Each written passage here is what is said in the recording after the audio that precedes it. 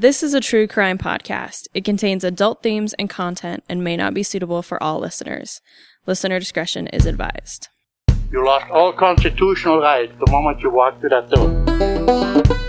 When the judge sat down there, I sentenced you to 10 years at the Idaho State Penitentiary. You walked in that door, you was a number. And the inmates understood that. If you're out there and they're the passengers, to be in here, just lay down and do it. Those inmates that were here in the institution during an execution, it had an impression on them that maybe was still with them to some extent. Maybe they don't think about it anymore, but it had an impression on them, I'm sure. They wouldn't let me out until I get back that stuff. 7 months later, I give it back to them. That was one of the problems we ran into. Is you had 5 or 6 guys that were sitting in a place, smoking and joking and drinking coffee. Pretty quick, they'd hatched a plan in there to get under your skin some way or try to figure a way out. Welcome back, ladies and gentlemen, to another episode of Behind Gray Walls, a podcast about the old Idaho State Penitentiary and the men and women who worked and resided here. My name's Anthony, and I'm chatting with Skye. How's it going, Skye? Today didn't have a great day, just kind of was feeling off. Everyone has their off days. And I left the library early just because I had managed to squeeze a little bit of work out of me. And I decided to go outside, and it's 70 degrees, and all of the leaves are changing, and I just did, a workout, and I was like, this is it. It fixed, it feels like it fixed everything. It didn't, but man, it was so nice to be outside. The weather was absolutely gorgeous. Every time I see a tree with yellow leaves on it, I, can't help but smile. So I really made my day better. But how are you? That's great. Oh, I am good. Yeah, we are recording this a couple days after our Sleepless in Stripes event here at the old pen. We had 31 people who slept over at the prison, and they seemed to have a really great time. As soon as they started pulling out ghost hunting equipment, right about 11 o'clock, I was like, okay, that's the end of my shift. Yep, Good I luck. gotta go. Good night. Sweet dreams. I would not want to sleep after ghost hunting. We had to lock up once after ghost hunting, and I was like, I'll never do that again.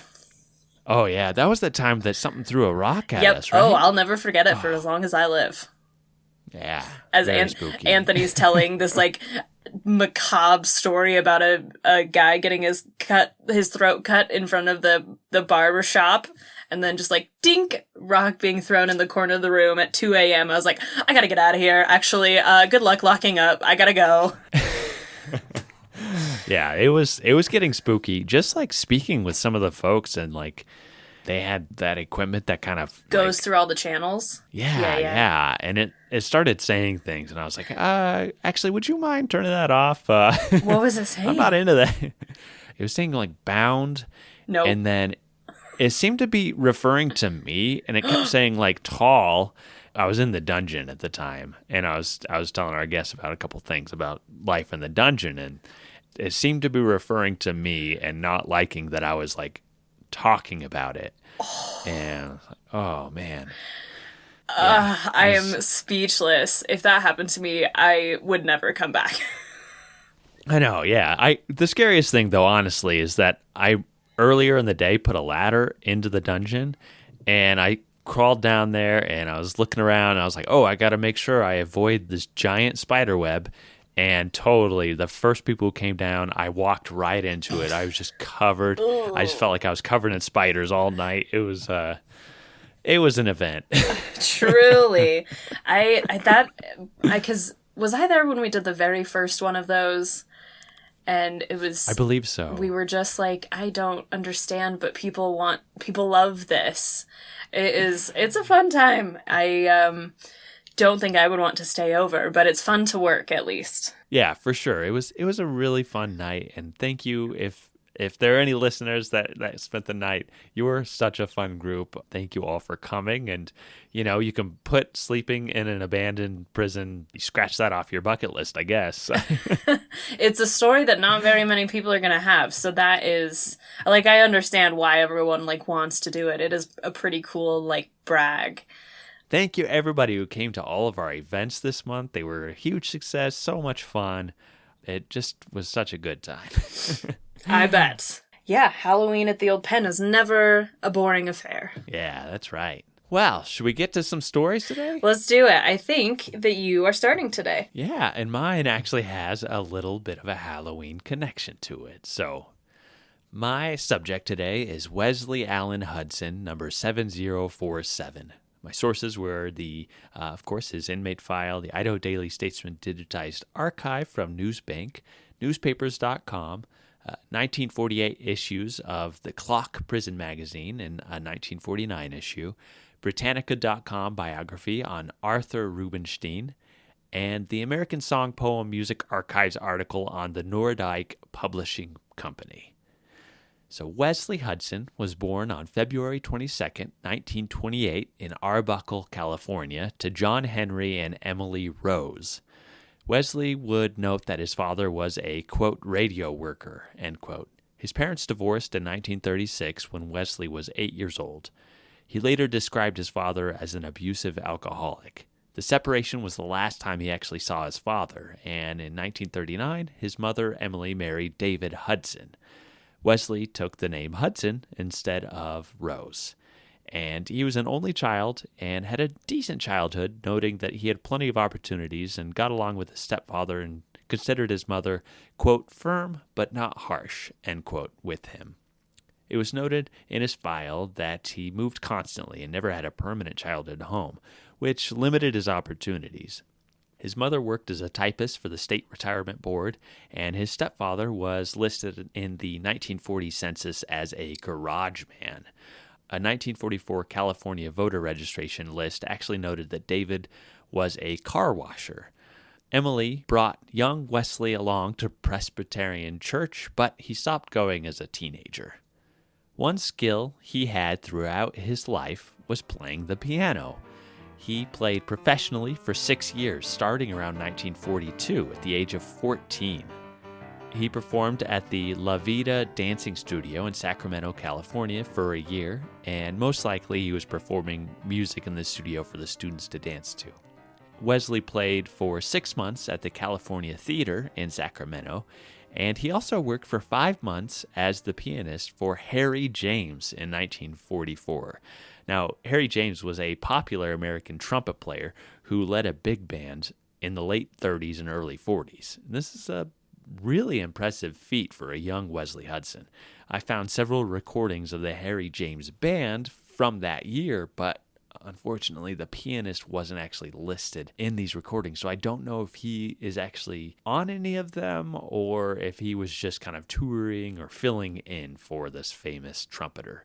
And I don't know if he was fired or if he quit the band, because it was around this time that his mother was hospitalized for health complications. While she struggled in the hospital, Wesley actually dropped out of high school around 1944 after completing the 10th grade. He was, quote, becoming involved in delinquency, end quote, and sent to the Preston Reformatory in Sacramento, quote, for participation in a sex perversion party. Does not seem to have any strength of character, end quote. It took some digging, but I actually found that there was a raid of a sex party by Sacramento police on November 2nd, 1944. How old was he? So he is about 16 years old. So he's 16 years old at like a big orgy. Exactly. All right. Yeah, so late October 1944, a teenage boy had been stopped for a traffic charge, and something about his state led police to question him, and he actually revealed that homosexual orgies were occurring at the home of a well-known architect and yachtsman named Earl Barnett. He was a 45-year-old man in Sacramento. That's worse. If it was with other teenagers, I was like, not great, but do what you gotta do, but that is insidious. And for listeners, you can skip ahead a couple minutes here. This does go into some sexual themes. Earl was responsible for designing Sacramento's Memorial Auditorium, which is a gorgeous auditorium. I was looking at photos of it. The Sutter Club and the Westminster Presbyterian Church, which is probably where Wesley and his mother went to church, among other houses, schools, and commercial design projects in town. They were and still are beautiful buildings and feats of architecture. Those familiar with the Boys of Boise scandal may hear some common themes here from a decade earlier in Sacramento, California.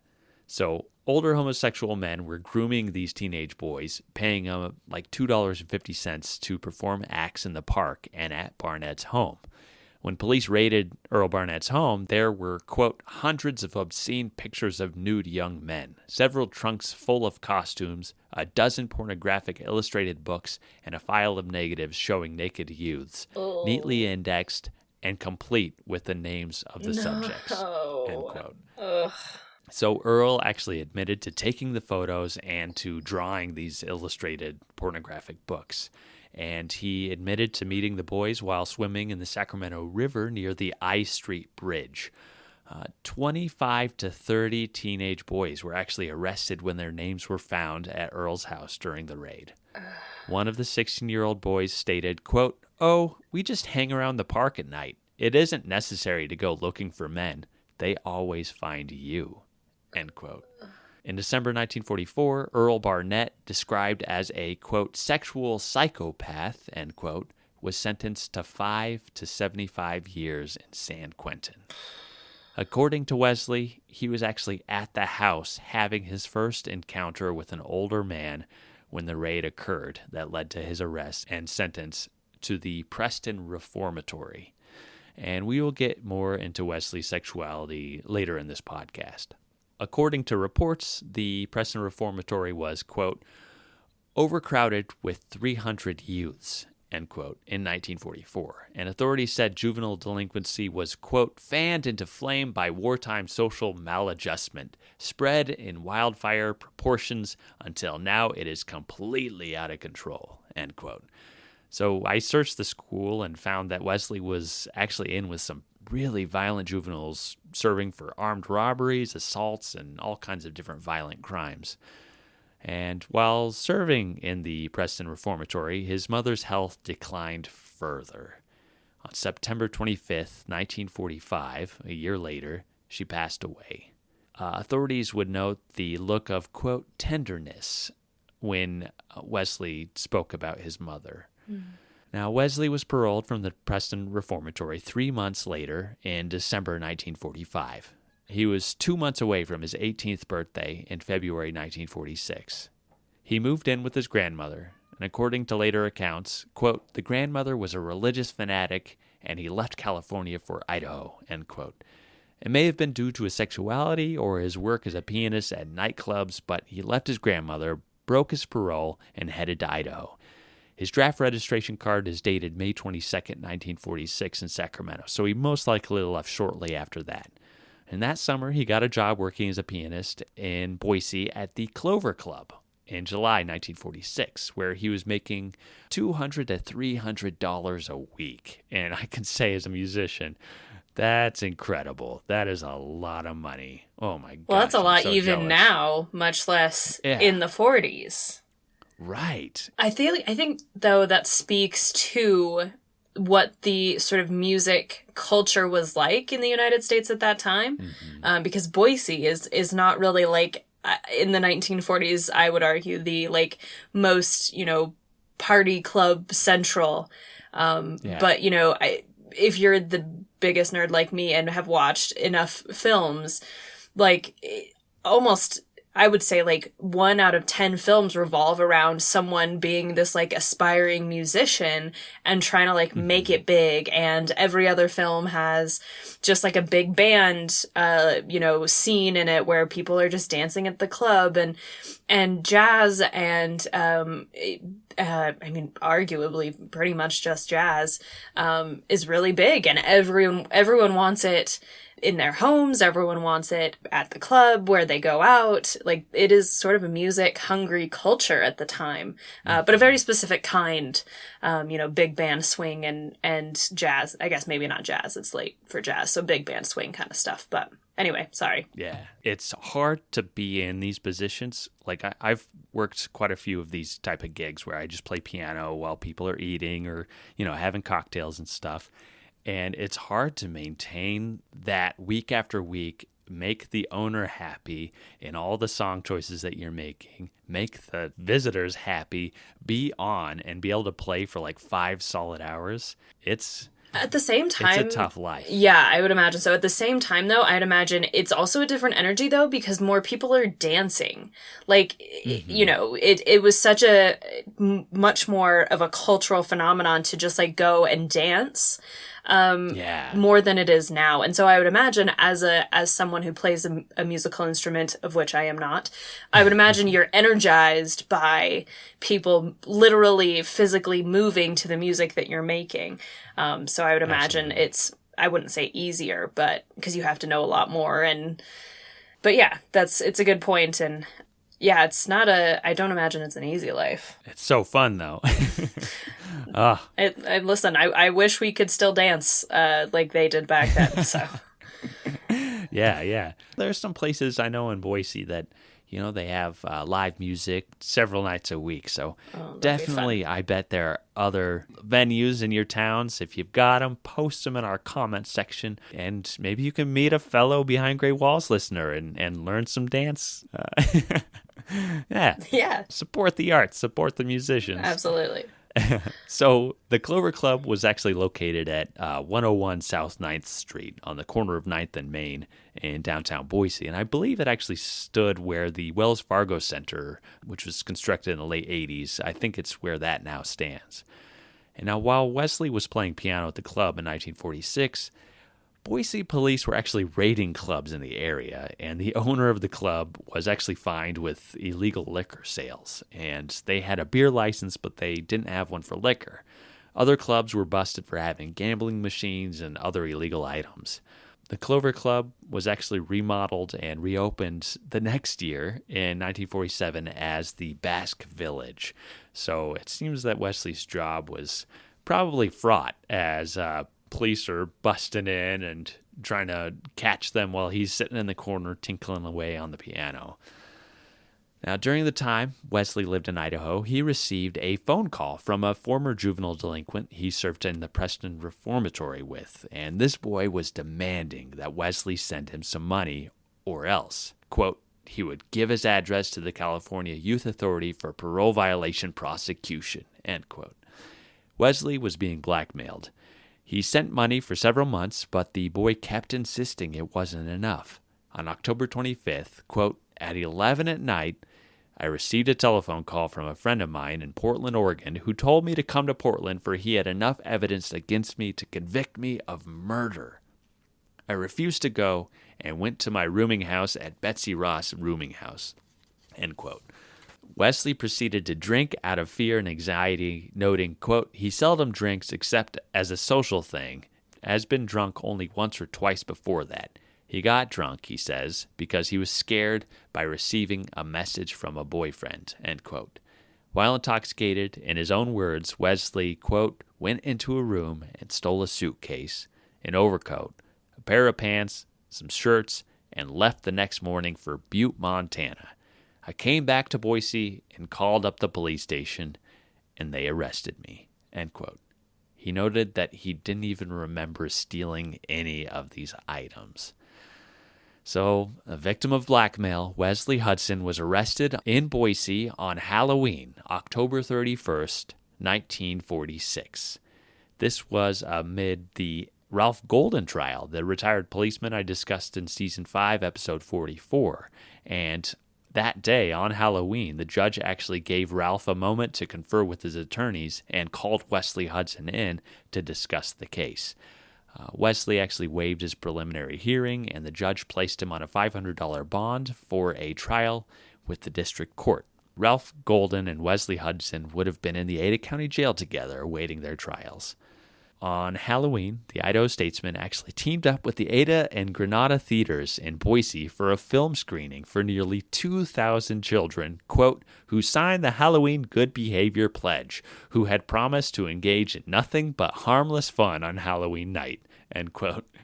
And they were actually treated with cartoon shorts and the movies The Chimp and the Loon and the Western The Silver City Kid if they signed this pledge. And just so you know what's going on outside of the courthouse in downtown Boise. And this is like, I do think what modern Halloween has developed into is not any like tricking anymore. I'm sure I talked about this last year because it's my only reference for what Halloween was like at any point besides ours. But Meet Me in St. Louis, 1944 film, the little kids on Halloween, they go to like scary people. Well, first of all, they burn furniture in the middle of the road, which seems insane. But then they take flour and they throw it in people's, like they knock on the door and like it's a scary person and they throw flour in their face. And that, like, to the little kid gang is, like, quote-unquote killing them, right? So it's, like, causing mischief, but in a really harmless way. And it's just, like, not what we do anymore. We say trick-or-treat, but there's no tricks ever involved if no one gives us a treat. Like, if you get toothpaste instead of candy, you don't, like, pull a trick on anyone.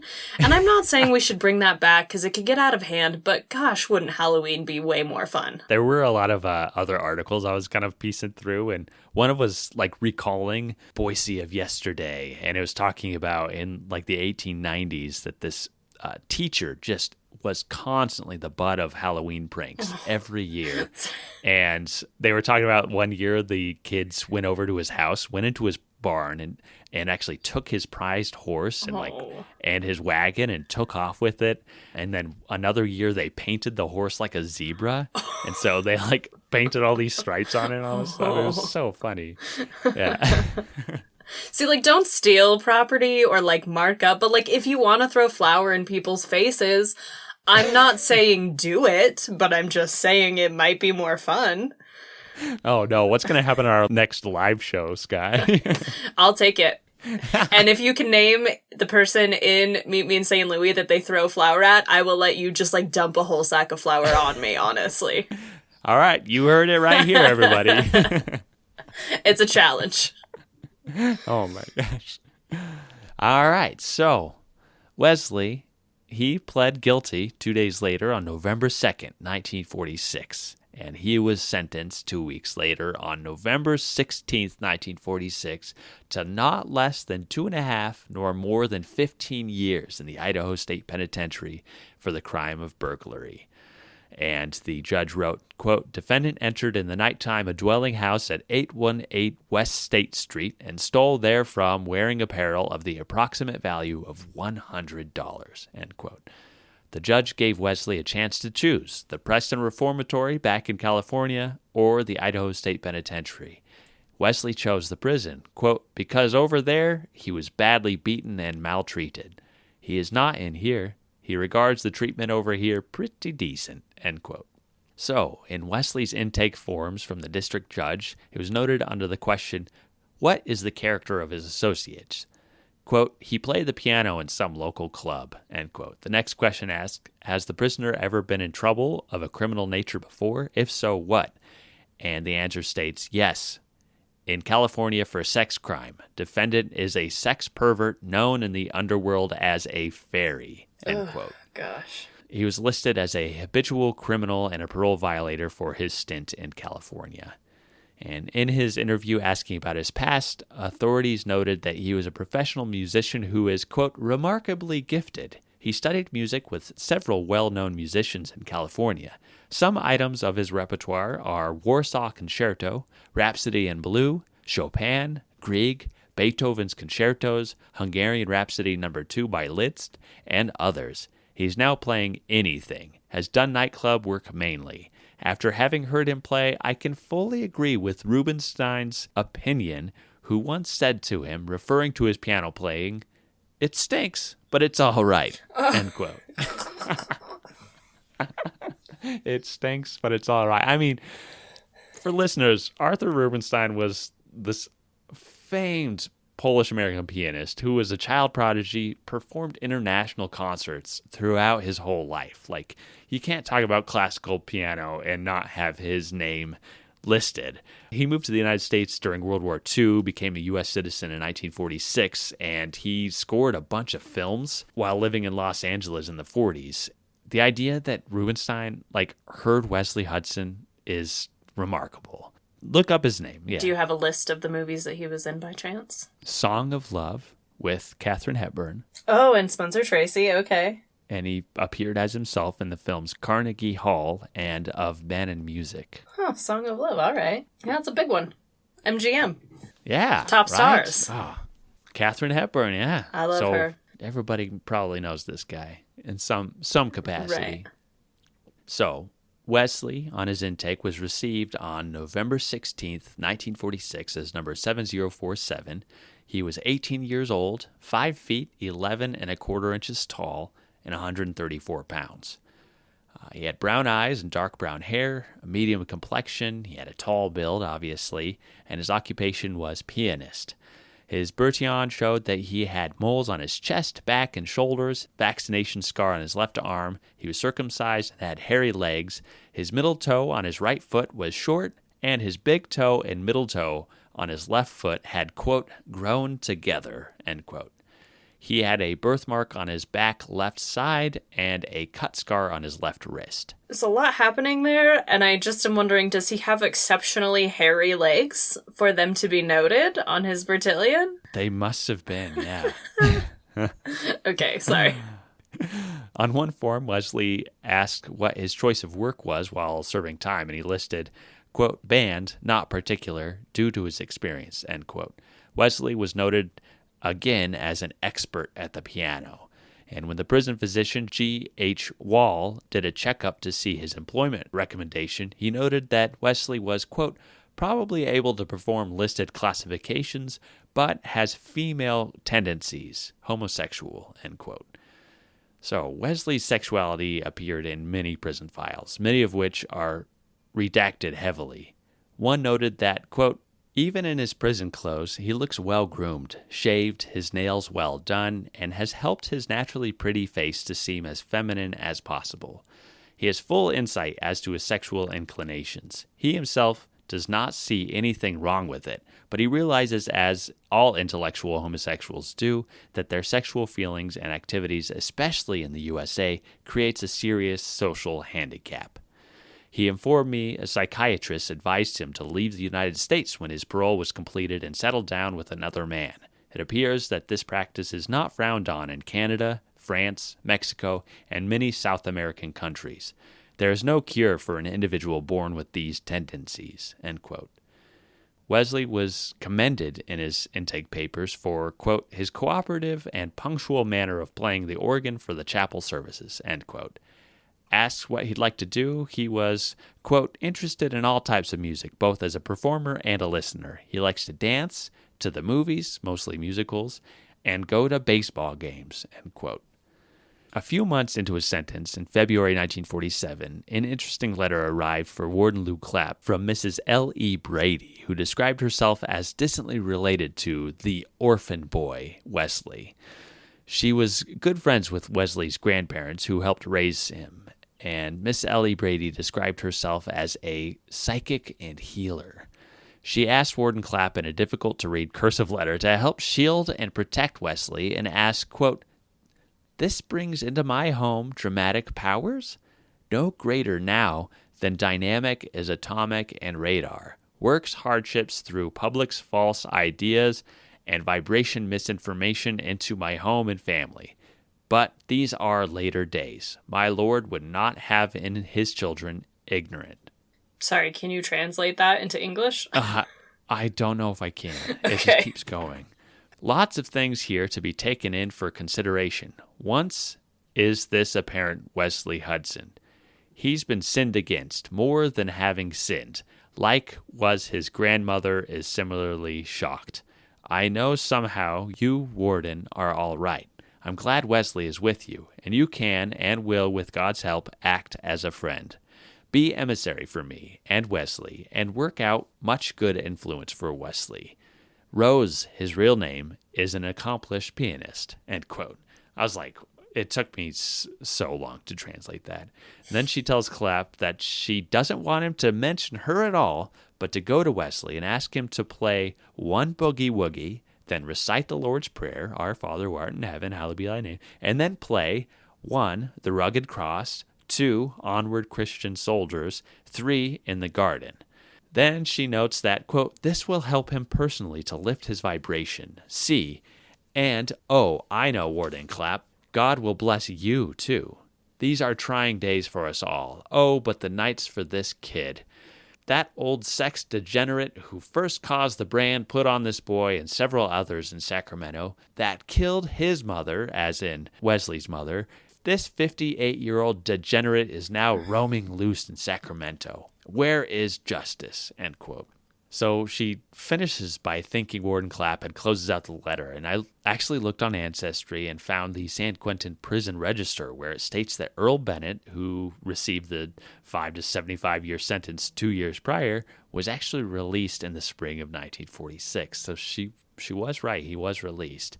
Warden Clapp actually responds with a simple letter telling Mrs. Brady Wesley's crime and sentence and offering that she can send him a Bible and, quote, you may send him as much as $10 per month. It would not do him any good to receive more than this amount, as an inmate is not allowed to spend more than $10 during any 1 month in our prison canteen. He does not need that much and could get along very well without any money at all, as everything is furnished here, even tobacco. But if you care to send him a little spending money from time to time, you may do so. Do not send him anything else, for packages are not allowed to be received by inmates. He is getting along fine and enjoying good health. End quote. 6 weeks later, Mrs. Brady actually responded with a type letter to Warden Clapp, and she said she passed the information along to Wesley's grandmother, who was, quote, horribly shocked and humiliated. She's under doctor specialist since, and not at all well so, end quote. She recounts several unverifiable notes about Wesley's mother getting a venereal disease from Wesley's real father, which led to her bad health, and that Wesley was constantly alone, and his first bit of trouble is what finished off his mother. She asked that Wesley be allowed to play piano and organ in the chapel, noting that those allowed to go to chapel services and hear him play, quote, would find a lasting quality remembered in their after years, end quote. She ended the letter wishing and praying that Wesley could be paroled to the Boys Town Father Hallahan in Nebraska, which was this Father Edward J. Flanagan Nebraskan farm, which he started in 1921 to help these at-risk children. And actually in the 30s, maybe early 40s, there was a movie about Boys Town called Boys Town starring Spencer Tracy. So yeah, bring it all back. Right. Sorry. Bringing it all back. I have such dumb knowledge. Oh, I love it. Soon after, the California Youth Authority finally caught up with Wesley in a letter from August 1947, and Boise Police Chief George Haskin had actually informed them of Wesley's arrest, and Warden Clapp responded with intake information and the relative release date around the end of December 1948. In December, his cousin Alvin Moore from Baker, Oregon, wrote to Warden Clapp asking if Wesley was still in prison and why he wasn't responding to any of his letters. And Warden Clapp responded with 2 sentences saying that Wesley was still serving time and he couldn't say when Wesley would be released from the prison. In April 1948, Deputy Sheriff Mel Nickerson from Colfax, Washington, gave Warden Lou Clapp a phone call and requested information about Wesley Hudson. Lou wrote a letter back to him detailing the crime, sentence, incorporating his mugshot, noting Wesley's conduct was good as he played piano at the institution. And behind the official letter about Wesley, Lou actually writes this fun little personal note, so not really even attached to Wesley. It says, quote, they are keeping me pretty busy here as usual with spring work coming on and other projects I have started here, which would have included around that time, 2-yard and the creation of 4-house and 5-house. The spring weather has been rather cold, but not too cold for golf. Neither have I much time to do much practicing, although I don't think practice will be necessary, which will be proven when you come down and bring your clubs. Oh, that's funny. Rob, which is Mrs. Clapp, said to tell Rosalie and Butch hello. We will try to get up your way to say hello sometime, I hope, and in the meantime, come down when you can, end quote. That's the nicest, most humanizing little note from the warden to this deputy sheriff in Washington. I just was like, oh man, I bet that they probably did get together and play some golf. Now, those are just the only letters in his file, but Wesley was up to a lot while he was incarcerated, particularly around the theater and music scene. Robert Schofield was in charge of the prison's rehabilitation program, and he oversaw all the rehabilitative programs and introduced new concepts and fostered a new culture within the prison. Prisoners interested in theater, music, art, creative writing, or developing their own clubs worked with Robert Schofield, and during the spring of 1947, the Idaho State Penitentiary Prison Band was started under William McCollum. In William's intake, it noted a lengthy criminal career over 2 decades long with stints in jails, state prisons, and even federal penitentiary. In Idaho, it was noted that he, quote, forged a check on a Gooding farmer and cashed the same, end quote. So he was in for forgery, and he had a background in music theory, harmony, and arranging, and he was instructed by authorities to begin a prison band. According to the October 1947 issue of The Clock, quote, at first, the going was rough. Due to the lack of musical instruments and talent, it was thought then that it would be impossible to create such an organization. However, these obstacles were soon removed and the orchestra began to take form. Bobby Clyde was appointed assistant director. Members of the orchestra when the first show was presented on Thanksgiving Day 1947 were Wes Hudson, pianist, James Blue Eagle Erard, who painted the prison chapel, saxophone, and Clyde, drummer. And around these 3 men, McCollum was able to present a fast-stepping musical that was enjoyed by the entire inmate body. Due to the success of this show, it was decided to present another one on Christmas Day of the same year. 2 top-notch vocalists were added to the band for the presentation of the Xmas attraction. Several new members of the orchestra also participated. The Honorable C.A. Robbins, governor of Idaho, and his staff were among the outside visitors, end quote. And the article continues to list that due to the success of the show, a St. Patrick's Day show was presented in 1948, and even more members were added to the orchestra. It is also noted that William McCollum had 2 compositions actually being performed by bands in downtown Boise at the Buffalo Club, and was, quote, published by the Nordyke Publishing Company of Hollywood, California. Titles are Who's to Blame and Say It Isn't Just a Dream. His recent composition, Stupid Cupid, is also ready for publication. The next show will be presented in October, end quote. So I looked into the company and actually found a website called the American Song Poem Music Archives that noted the Nordyke Publishing Company was founded in 1943, and it was the most dominant company for over a decade for amateur lyricists and composers to publish their music. And they published advertisements in all the pulp magazines of the day. And 1948 actually happened to be their heyday, as they registered over 2,500 songs for copyright, including, apparently, Idaho State Penitentiary inmate William McCollum's music. So somewhere out there, we can find some of his sheet music and lyrics. Now, Wesley took the initiative, and he, of course, joined that initial group, and he also joined a theater group later dubbed the Harvest Moon Frolics of 1948. Prison chaplain Reverend Lee Backman led the group as they developed a variety show in the late summer of 1948. After 2 months of rehearsal, the date of the first performance was set. On October 2nd, 1948, the preview performance was held on the chapel stage at 1:30 p.m. William McCollum actually decorated this chapel stage, and James Blue Eagle Erard, who also painted the chapel murals that year, painted the background scenery for the performance. Governor C.A. Robbins was invited to attend, which he did. So did Attorney General Robert Smiley, Boise Mayor Potter Howard, and other state officials. That month, Russell Hoskinson, number 7054, wrote an article in the Clock titled, Local Thespians Surprise ISP Critics, Harvest Moon Frolics of 48 Novel Show.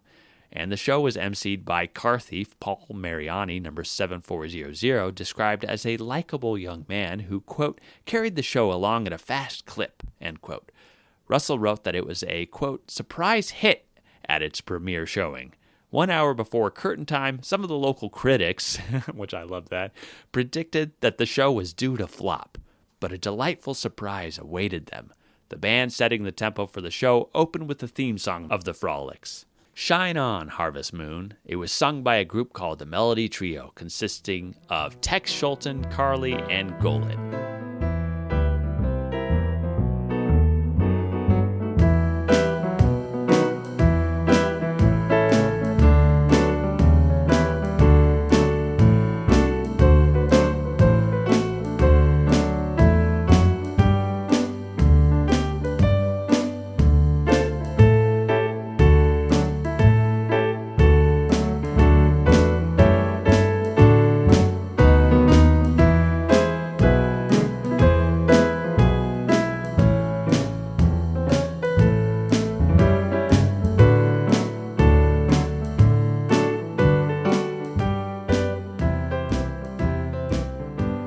The chorus is just so great. The lyrics are, "Oh, shine on, harvest moon up in the sky.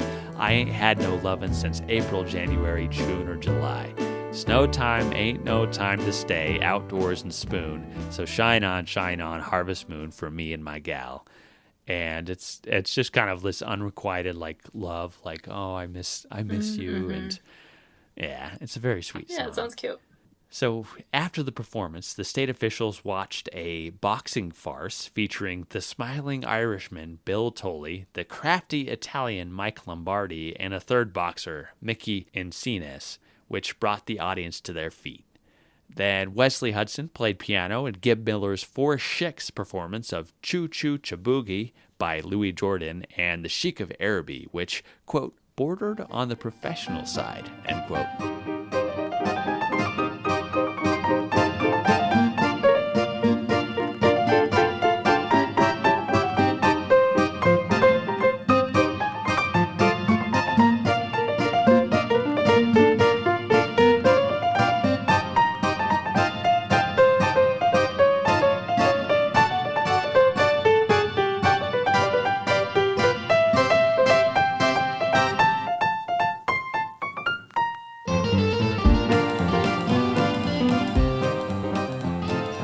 Wesley played piano, MC Paul Mariani played the drums, and Brower played guitar, and Gib Miller played the saxophone on these two songs.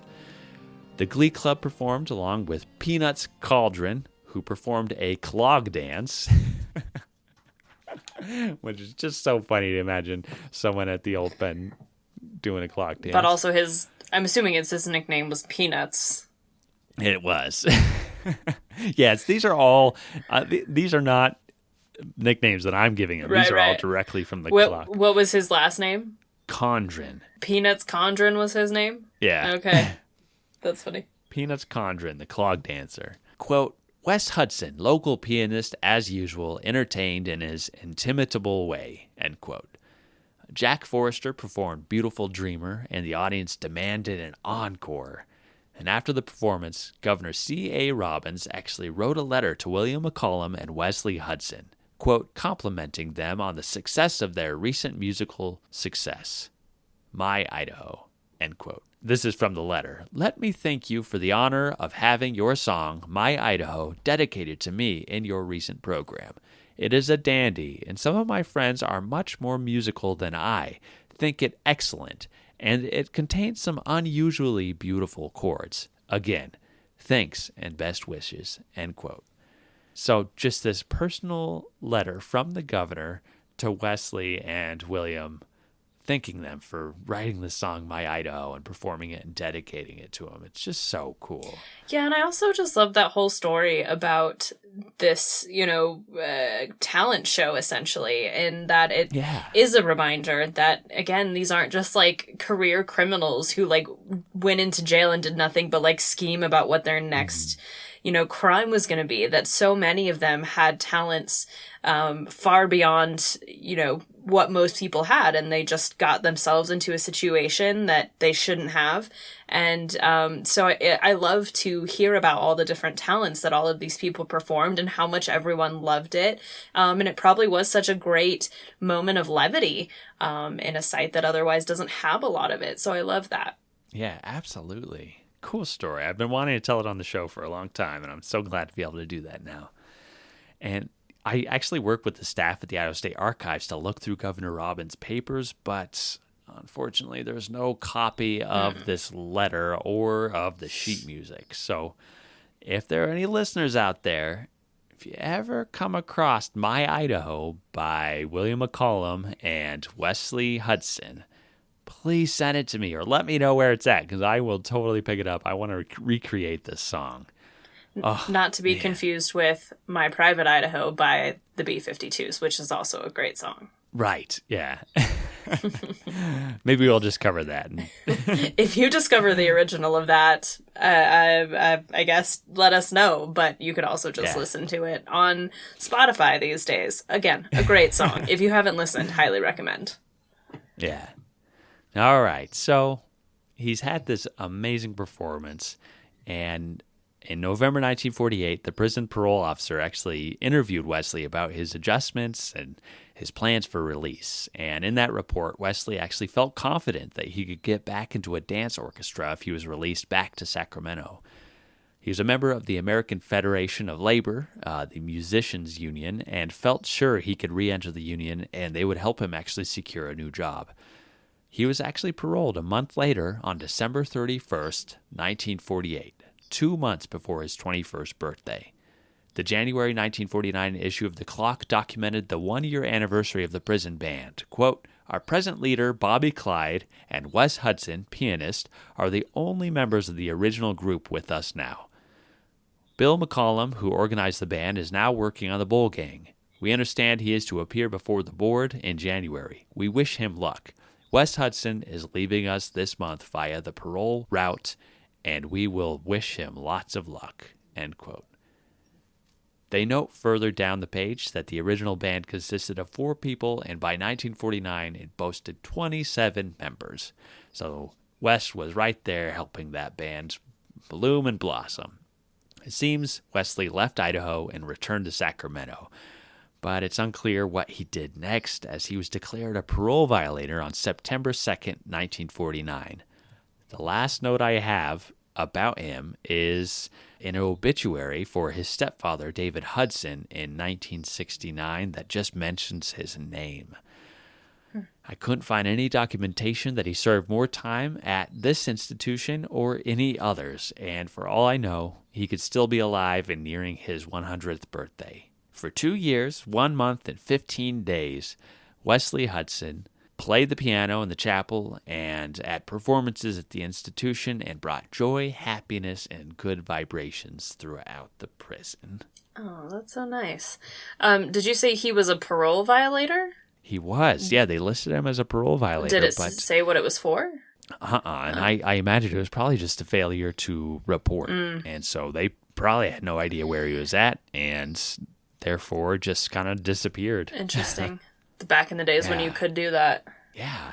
And so like throughout all of this, I wondered, did he go to Canada? Did he go to France? Did he go to somewhere in South America like this psychiatrist had told him? Or, did he stay in Sacramento and keep playing music? Well, and also Sacramento is not too far from San Francisco, which has historically been a more accepting city, I think. Though maybe not quite at this point yet, but I don't know. That's an interesting thought. Yeah. So that is Wesley Hudson, number 7047. That was great. That was lovely. And also, every time you said his name, his full name, Wesley Hudson, it just sounds so like rich man from the 1930s. Oh, it's Wesley Hudson. Wesley. Totally, I get that. Yeah. Well, good. Very well done. Nice. Very interesting. And we didn't really even get a chance to talk about his sexuality too much. But I just wanted to say, good for him that because they talk so openly about it on his intake form, that he seemed to be very aware of who he was, and he didn't seem to have any problems expressing that. And in the 1940s, heaven knows that was not a safe time to be doing that. And so that's amazing. And I love that part of the story too. And it seems like his stepfather actually really accepted him and continued to write to him and support him throughout his life. Yeah, that's great. I love that. That's a great story. Well, thanks, Skye.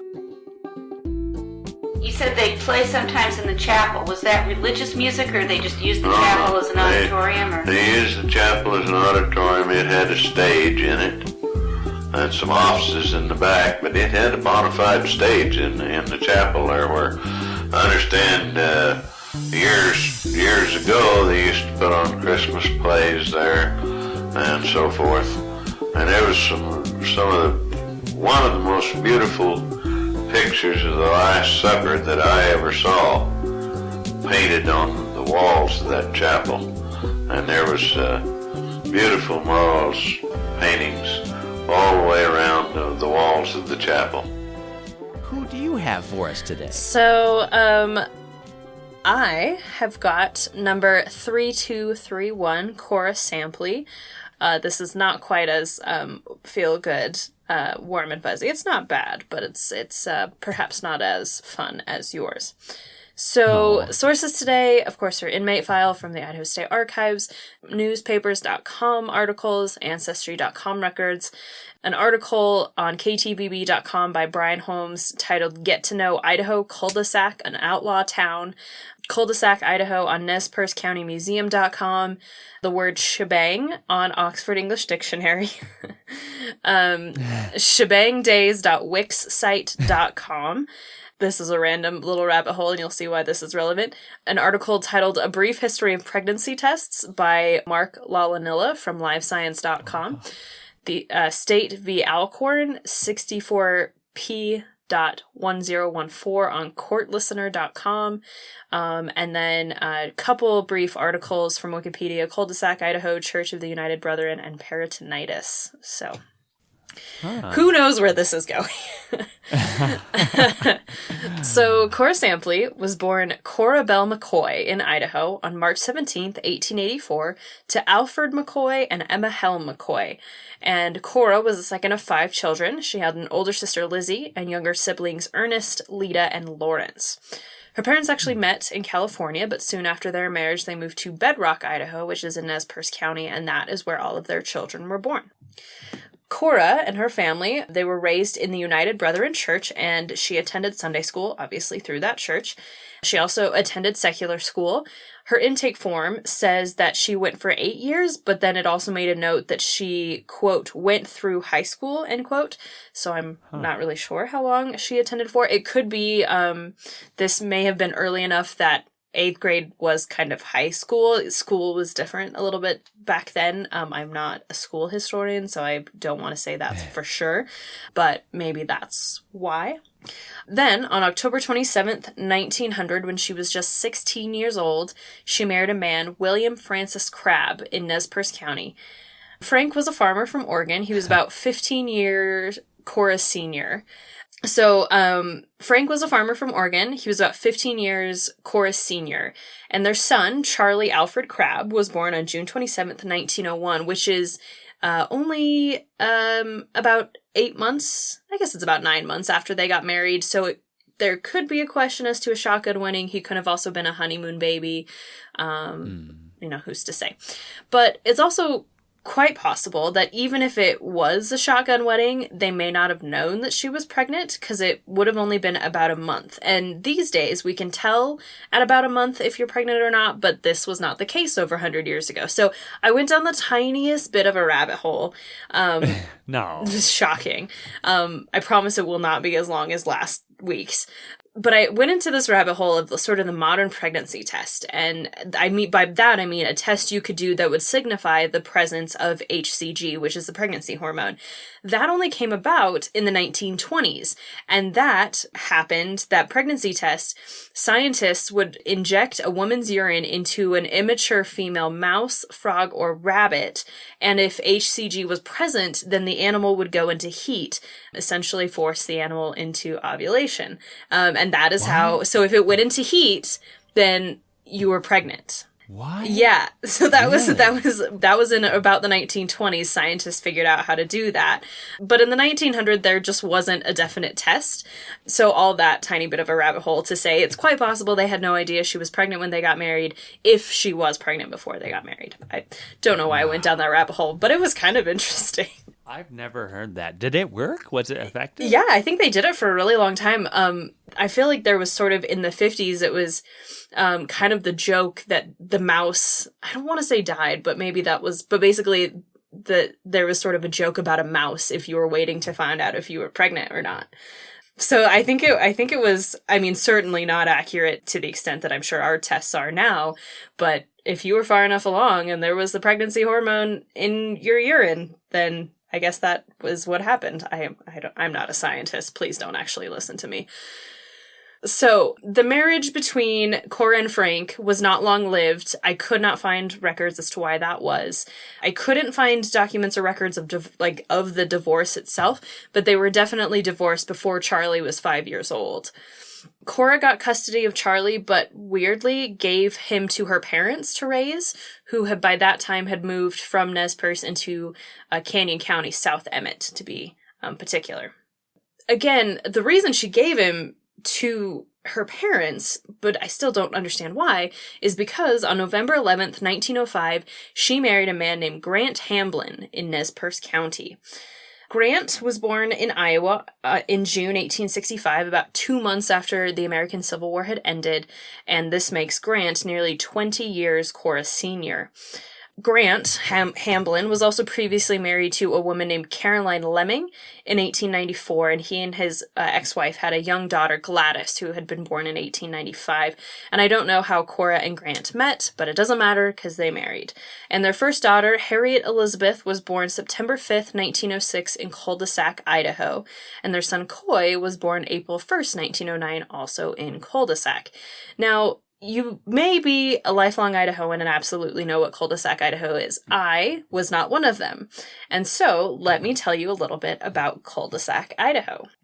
So, the town is in northern Idaho in Nez Perce County. It's actually on the Nez Perce Reservation, only a few miles from Lapwai, which is actually the town that we were in with Estella Wilson last week. It's about 20 miles south of Lewiston. And Cul-de-Sac is a tiny town of only 0.22 square miles. Now, when you think of a cul-de-sac these days, you probably think of that tiny little street in your neighborhood where all of the houses are in a circle. That's pretty much what Cul-de-Sac, Idaho was named after. So Charles S. Mellon, who was the president of the Northern Pacific Railroad, gave the name to the small town because it was actually the turnaround for a proposed route for the company. And so the term cul-de-sac is French. It means either dead end or a place with only one outlet. And as I said, that's exactly what cul-de-sac the town was. After Mellon gave his speech calling the town cul-de-sac, the citizens applied for a post office under the name Cul-de-Sac. The post office department actually refused this name and, without permission from anyone, just started calling the town Magnolia instead.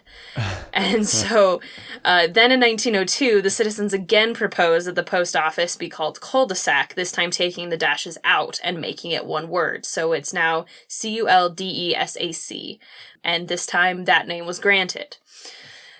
So before, actually, Cul-de-Sac was known for being a railroad turnaround, it was known as being a headquarters for outlaws. And the term for that, for being a headquarters for outlaws, is called a shebang.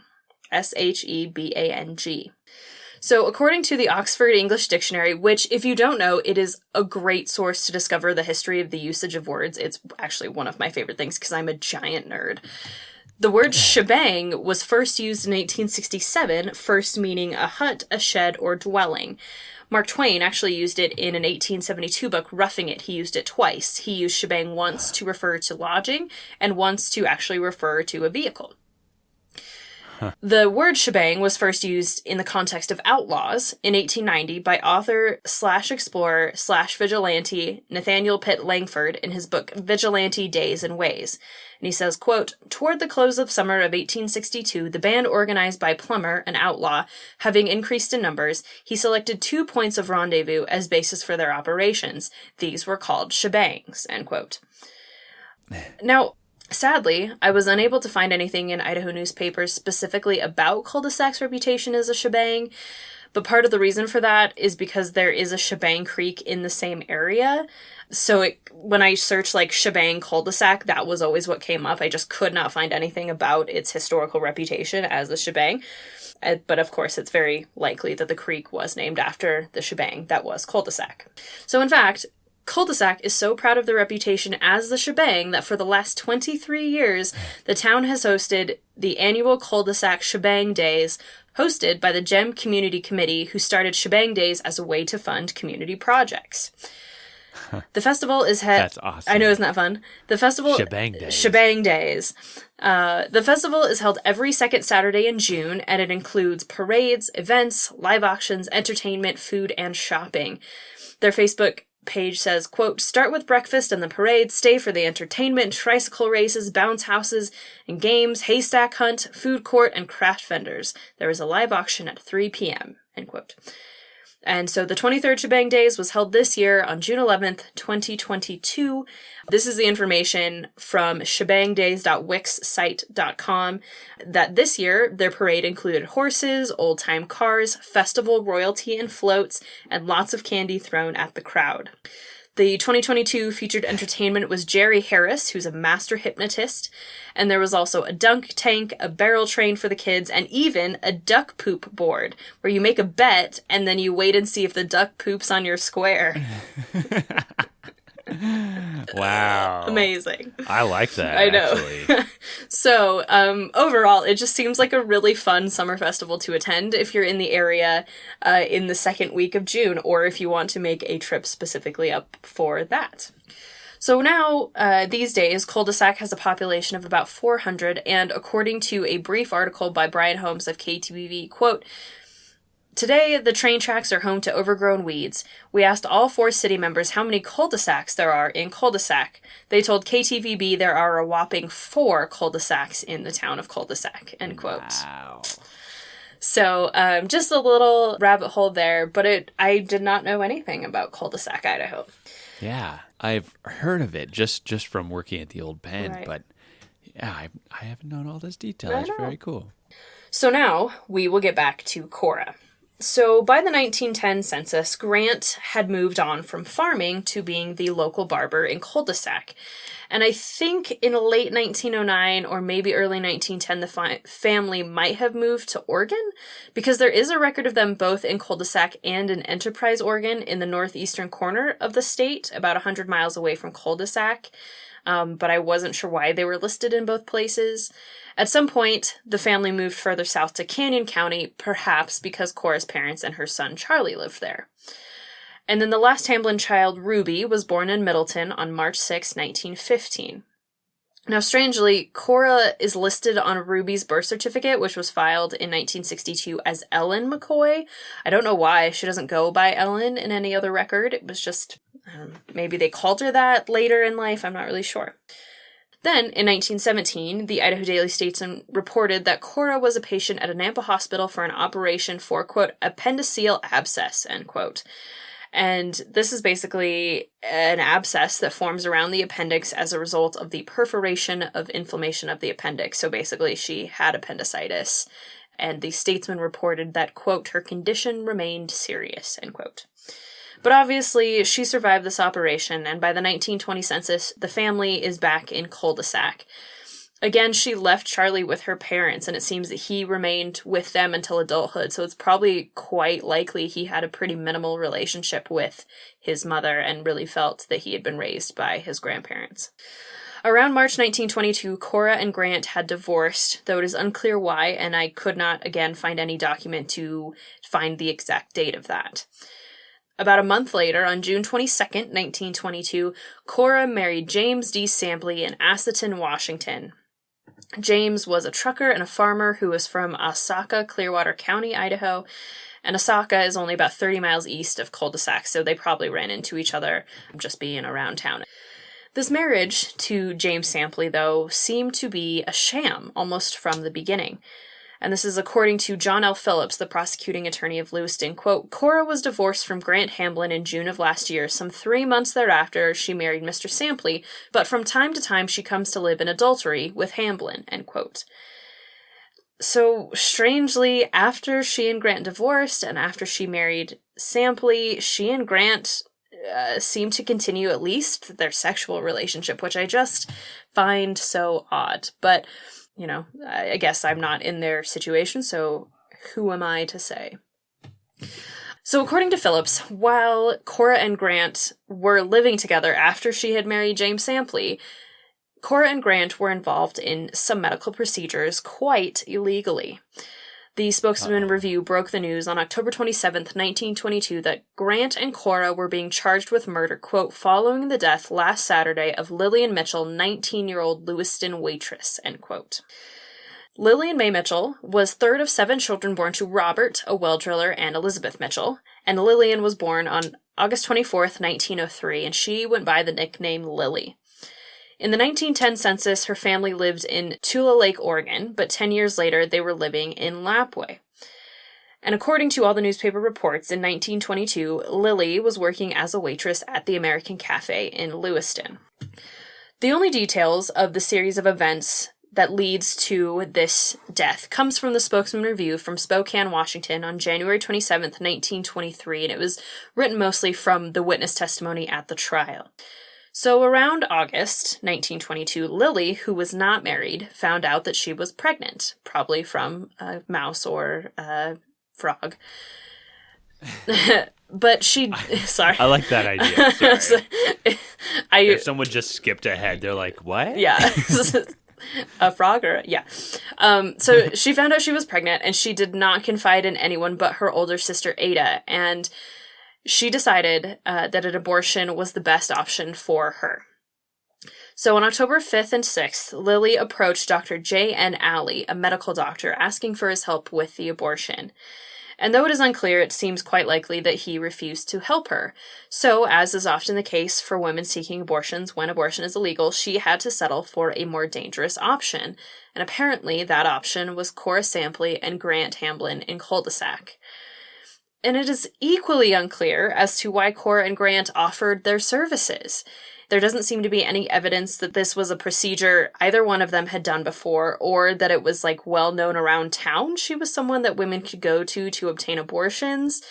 She was a nurse by trade, according to her intake form, so she probably had some medical knowledge, but why she got involved in this kind of medical procedure, I can't say. At least she's a nurse. But, jeez. But I just find it so odd that of all of the people who probably were living in Lewiston who had some kind of experience in that, or perhaps women who knew herbal ways to deal with that situation, I just don't understand why Cora was like, oh yes, I will help you with this. So word reached Cora that Lily wanted an abortion, and according to Ada, Cora came to the American Cafe, quote, to have Ada tell Lillian to meet her near the Bennett garage to make the cul-de-sac trip, end quote. So, on October 9th, 1922, Lily, accompanied by a friend, Josephine Brogger, who she had actually asked to take her shift at the cafe while she was getting the operation. There, the two of them met Cora and Grant's oldest daughter, Harriet, who was 22 at this time, and she was in this red automobile. And the red automobile, according to trial testimony, belonged to a man named Jack Lamb, who had allowed Harriet to use it. It's not clear if he knew what she was using it for, but it almost seems like they set up all of these things to try to make it not traceable back to them if things were to go wrong in some way. Which is really interesting. So Harriet drove Lily to Grant's barbershop in Cul-de-sac, where Cora and Grant took her into a room to begin the operation. According to trial testimony, Cora performed the abortion while Grant administered the chloroform. Lily then stayed in Cul-de-sac overnight and was sent back to Lewiston by train the next morning. Lily's sister Ada testified to, quote, the return of Lillian in her weak condition the next day, end quote. And Lily's condition did not get any better over the next several days, and finally Dr. Alley visited her on October 13th, quote, and found evidence indicating a criminal operation, end quote. Within days, gangrene set in, and just a week later, on October 20th, 1922, Lily died. The official cause of death listed on her death record is, quote, peritonitis caused by criminal abortion, end quote. And peritonitis is the inflammation of the peritoneum, a silk-like membrane that lines the abdominal wall and covers the organs in the abdomen.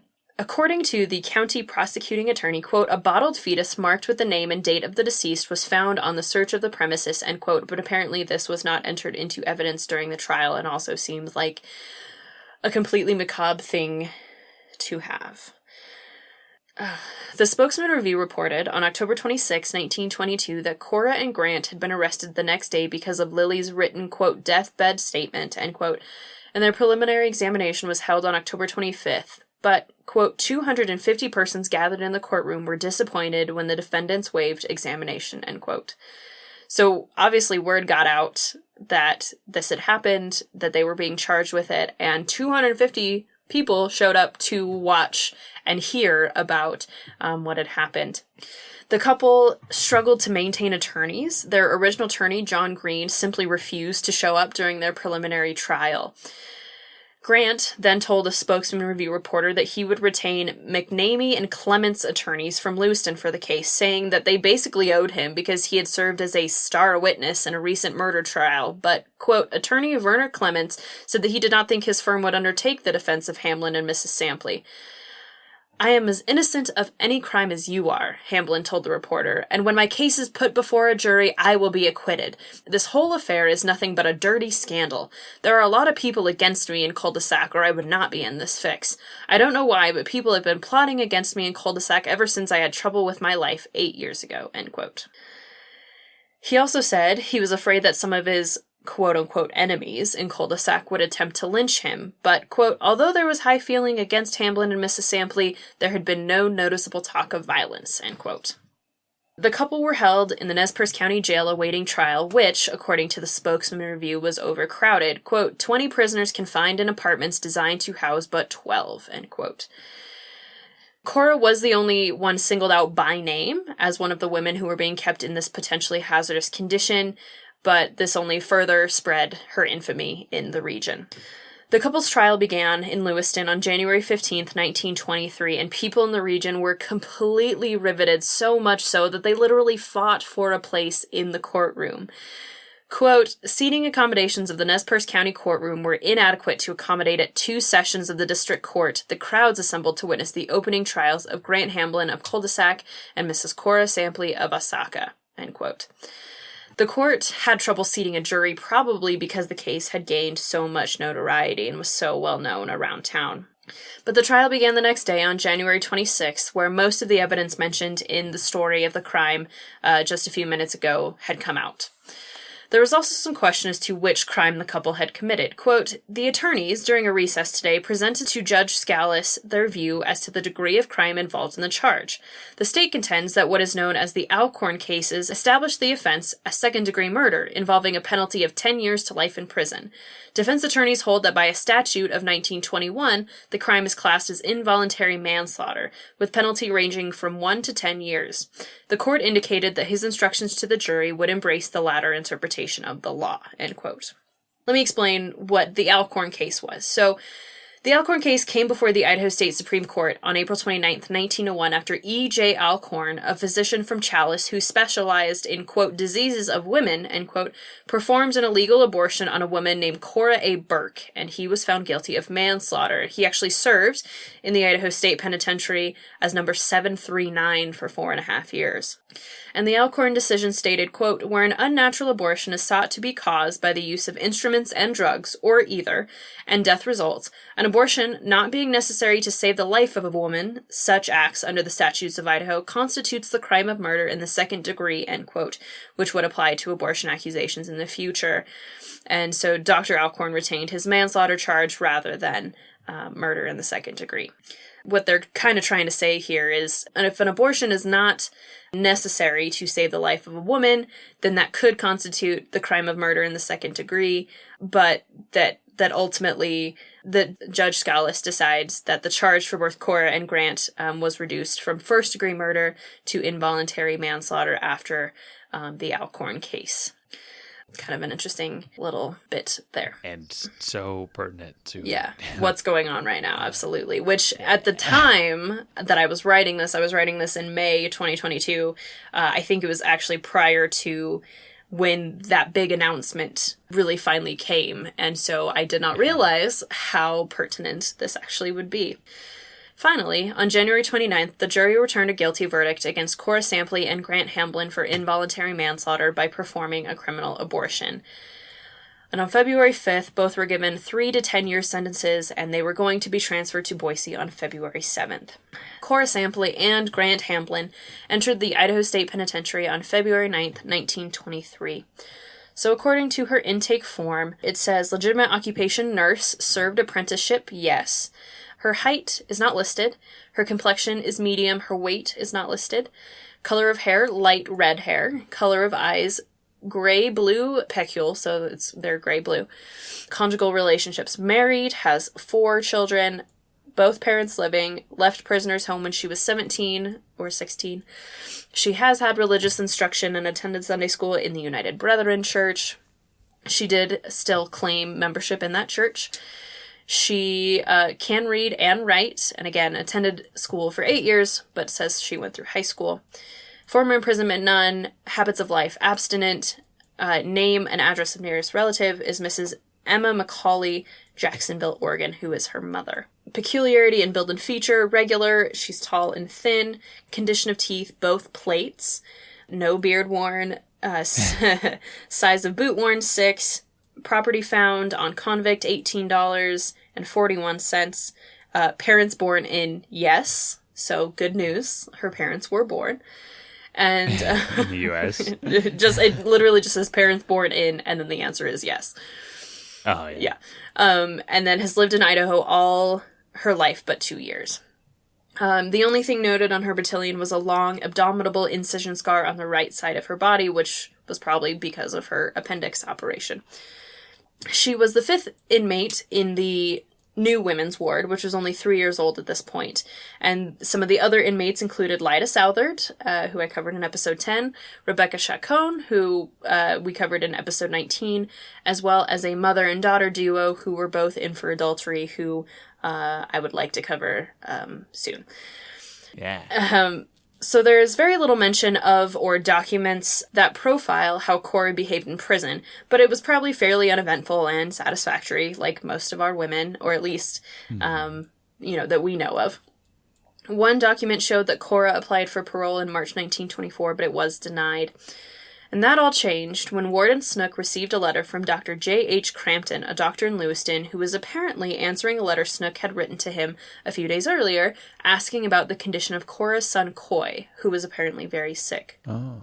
Quote, "The condition of this boy is very bad, as he has a sarcoma or cancer of the thigh, resulting from the kick of a horse. Another operation, I am certain, will not do the boy any good, and it is hard to state just how long he may survive this condition.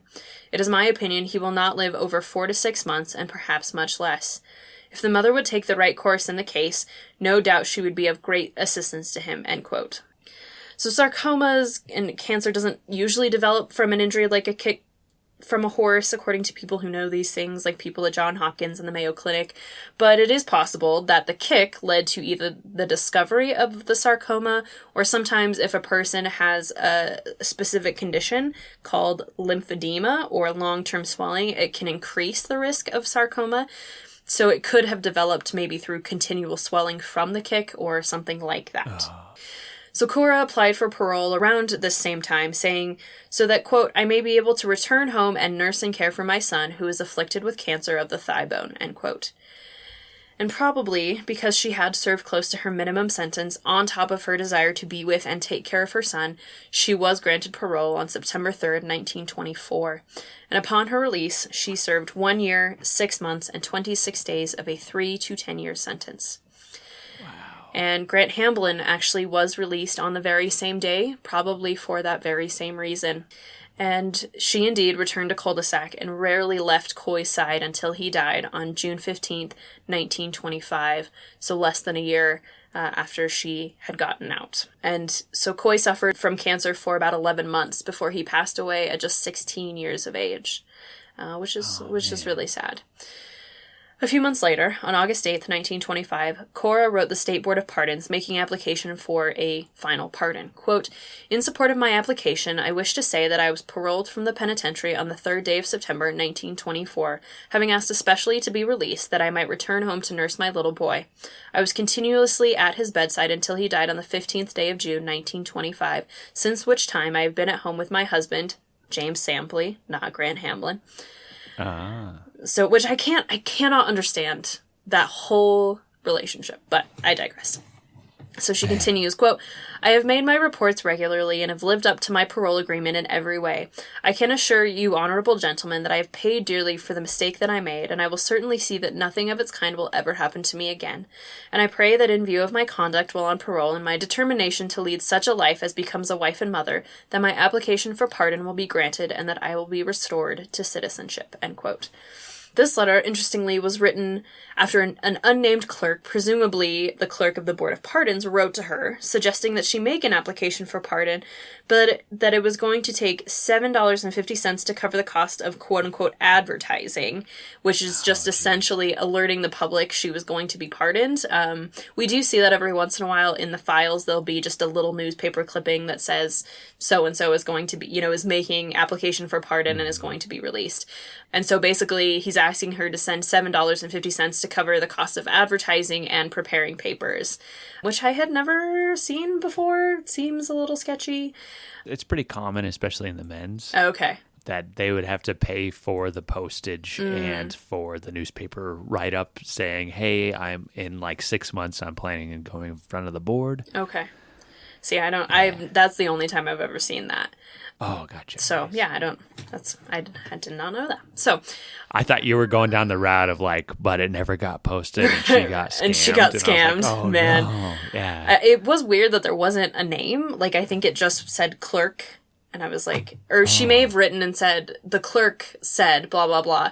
And I was just like, this is weird. But it seems legit because she was actually pardoned on October 8th, 1925, almost 3 years to the day that she performed the fatal abortion on Lillian Mitchell. And again, to be clear, she did return to her husband, James Sampley, even though she and Grant had remained so close and, of course, had committed the crime together. That was probably part of her conditional parole, was that she doesn't go back to Grant, that she has to return to James Sampley. So she did actually live with him as her husband for a while, and possibly until her death, because the next thing that we know of Cora Sampley is, as so often the case, her death, which came on November 18th, 1927, in the St. Ignatius Hospital in Colfax, Washington. And again, I don't know the cause of her death because she died in Washington, where the death records that are posted on Ancestry don't detail the cause of death. So if anyone, and actually I have had someone who found a Washington death record that listed the cause of death, and so if that person would be interested, or anyone else would be interested in doing that again, I would love that. The fact that she died in a hospital would seem to indicate either a somewhat prolonged illness or an accident of some kind. We know that it was very likely not of natural causes because she was only 42 years old when she died. And she died just really 2 years after she was pardoned, 2 years after her son died. This was not, an old age situation. And so she's buried in the Colfax Cemetery where Coy was buried 2 years before. Grant, meanwhile, lived with his and Cora's daughter Ruby in Oregon until his death in 1942, and he is also buried in the Colfax Cemetery. In fact, all of the Hamblin family, except for Ruby, were buried in the Colfax Cemetery. And Cora's oldest son, Charlie, is buried in Malheur County, Oregon, after his death in 1975. And again, it's unclear if Charlie and Cora ever had much of a relationship at all. And that is all I could find on number 3231, Cora Sampley. Nice. Whose story was, far as I was rereading this, I was like, oh, this is awfully pertinent in this day these days. So obviously, we'll try to avoid political topics as much as possible, but I think all I really want to say is that what happened to Lillian is what happens to a lot of women. And it is tragic and it is dangerous. And I think that's really all I can say without getting too political. I mean, I think she's the second woman that I've covered who has been involved in an abortion death. And it's tragic. And for the victims, it to them is truly the only option that they can see in front of them.